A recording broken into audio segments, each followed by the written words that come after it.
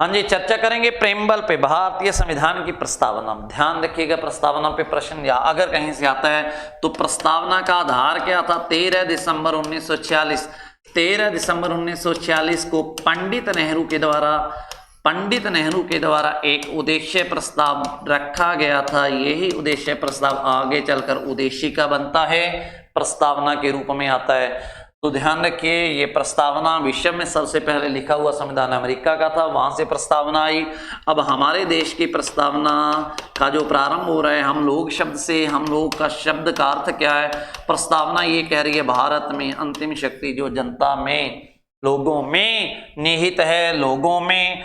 प्रस्तावना शक्ति का स्रोत बता रही है, प्रस्तावना राज्य के स्वरूप का उल्लेख बता रही है।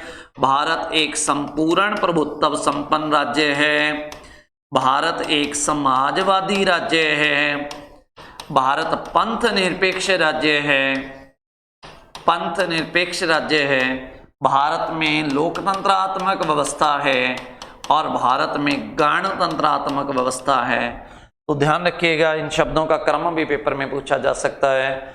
इसके बाद भारतीय प्रस्तावना की, संविधान की प्रस्तावना में लोक शब्द का उल्लेख एक बार है, भारत या हमारे देश का नाम उल्लेख 2 बार है, नागरिक शब्द का उल्लेख 1 बार है और आगे बात करें व्यक्ति शब्द का उल्लेख 1 बार मिलता है। तो प्रस्तावना शक्ति का स्रोत बता रही है, राज्य का स्वरूप बता रही है, आगे बात करें तो शासन का स्वरूप बता रही है। प्रस्तावना में 5 प्रकार की स्वतंत्रताओं का उल्लेख मिल रहा है जो फ्रांस के संविधान से प्रभावित है। कौन कौन सी हैं? पहली विचार की स्वतंत्रता, दूसरी अभिव्यक्ति की स्वतंत्रता, तीसरी विश्वास की स्वतंत्रता, चौथी धर्म की स्वतंत्रता और 5वीं उपासना की स्वतंत्रता। 5 प्रकार की स्वतंत्रताओं का उल्लेख प्रस्तावना कर रही है। ये स्वतंत्रताएं फ्रांस की राज्य क्रांति से प्रभावित है, फ्रांस से प्रभावित है।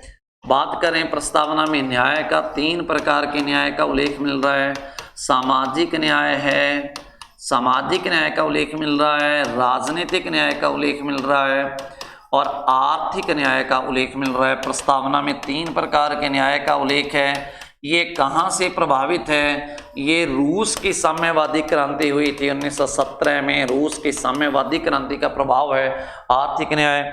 आगे बात करें तो प्रस्तावना में 2 प्रकार की समानता का उल्लेख मिल रहा है, प्रतिष्ठा और अवसर की समानता, प्रतिष्ठा और अवसर की समानता, 2 प्रकार की समानता का उल्लेख है। आगे कहीं कोई प्रश्न आता है तो क्या पूछा जा सकता है? भारतीय संविधान की प्रस्तावना के अनुसार आज मिति मार्ग शीर्ष शुक्ल सप्तमी संवत 2006 विक्रमी, इसका उल्लेख मिलता है। ध्यान रखिएगा, यहाँ से प्रश्न पूछा जा सकता है। इसे हिंदी भाषा में आप कह सकते हो, भारत का संविधान 26 नवंबर 1949 को क्या होता है? अंगीकृत होता है, अधिनियमित होता है और आत्मर्पित होता है।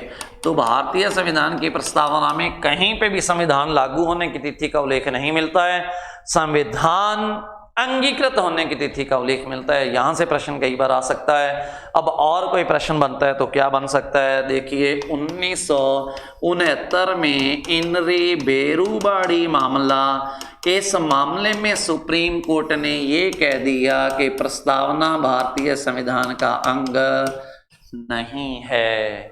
1973 में एक मामला आया, ये 1960 में, 1973 में मामला आता है केशवानंद भारती बनाम केरल राज्य का मामला।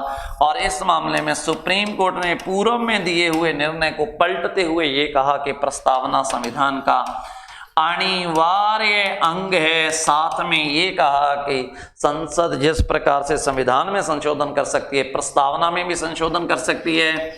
अब बात करें, अगर आपसे प्रश्न पूछा जाए प्रस्तावना में अब तक संशोधन कितनी बार हो चुका है? 1 बार। कब होता है? 42वां संविधान संशोधन इंदिरा गांधी सरकार के काल में 1976 में। और इस संविधान संशोधन द्वारा प्रस्तावना में 3 शब्द जोड़े गए थे, समाजवाद, पंथ निरपेक्षता और अखंडता। ध्यान रखिएगा, भारत एक पंथ निरपेक्ष राज्य है, इसका उल्लेख केवल प्रस्तावना में मिलता है।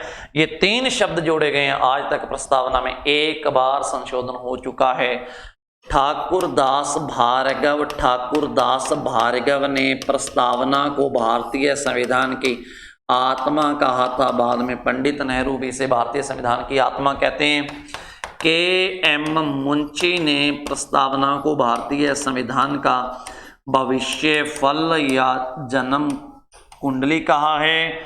और अर्नेस्ट बार्कर ने प्रस्तावना को संविधान का कुंजी पटल या कीबोर्ड कहा है। साधारण शब्दों में आप कह सकते हो प्रस्तावना भारतीय संविधान की आत्मा है। धन्यवाद।